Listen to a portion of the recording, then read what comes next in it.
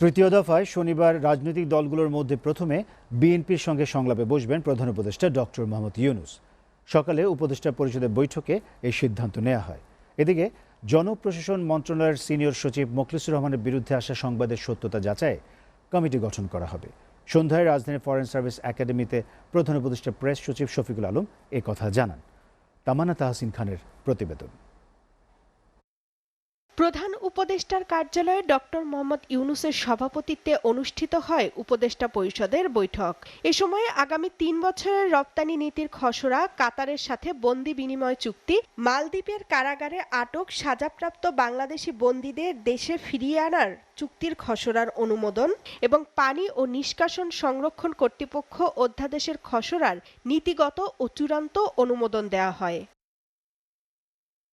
পরে রাজধানীর foreign service একাডেমিতে বৈঠকের বিস্তারিত তুলে ধরে প্রধান উপদেষ্টার প্রেস সচিব বলেন, শনিবার দুপুর ২:৩০টায় রাষ্ট্রীয় অতিথি ভবন যমুনায় বিএনপির প্রতিনিধি দলের সাথে সংলাপে বসবেন ডক্টর মোহাম্মদ ইউনূস।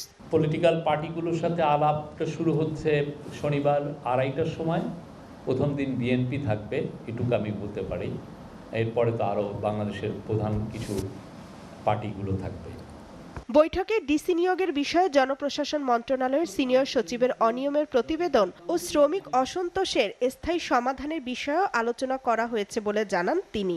আমরা ফ্রিডম অফ প্রেসে বিশ্বাস করি, কিন্তু অ্যাট দ্য সেম টাইম আমরা আশা করব যে পত্রিকাগুলো তাদের নিউজ প্রেজেন্টেশনে আমরা আশা করব যে তারা কোনো ধরনের কোনো ডিসইনফরমেশন যাতে না ছড়ান। আমরা এটা খতিয়ে দেখছি এবং সেই অনুযায়ী আমরা হয়তোবা এটা নিয়ে আশা করছি যে একটা হাই লেভেল একটা কমিটি হবে, সেখানে কিছু সিনিয়র জার্নালিস্টকেও আমরা ইনক্লুড করতে চাচ্ছি। সমস্যা এই যে শ্রমিক ভাই বোনদের যে প্রোটেস্টটা, সেটার বিষয়ে তারা যেন তাৎক্ষণিক এবং এটার জন্য লাস্টিং একটা স্টেপ নেন। রাষ্ট্র সংস্কারে গঠিত ৬টি কমিশনের মধ্যে ৫টি চূড়ান্ত হলেও বাকি একটি ২-১ দিনের মধ্যে ঠিক হবে জানিয়ে শফিকুল আলম বলেন, বেশ কয়েকটি দেশের সাবেক রাষ্ট্রদূতদের ফিরিয়ে আনার সিদ্ধান্ত নেওয়া হয়েছে। ২০২৭ সালে এটার গোল হচ্ছে যে $১১০ বিলিয়ন আমরা এক্সপোর্ট করতে চাই। সরকারি পদে থাকা স্বৈরাচারের দোসরদের অপসারণের কাজ চলছে বলেও মন্তব্য করেন তিনি।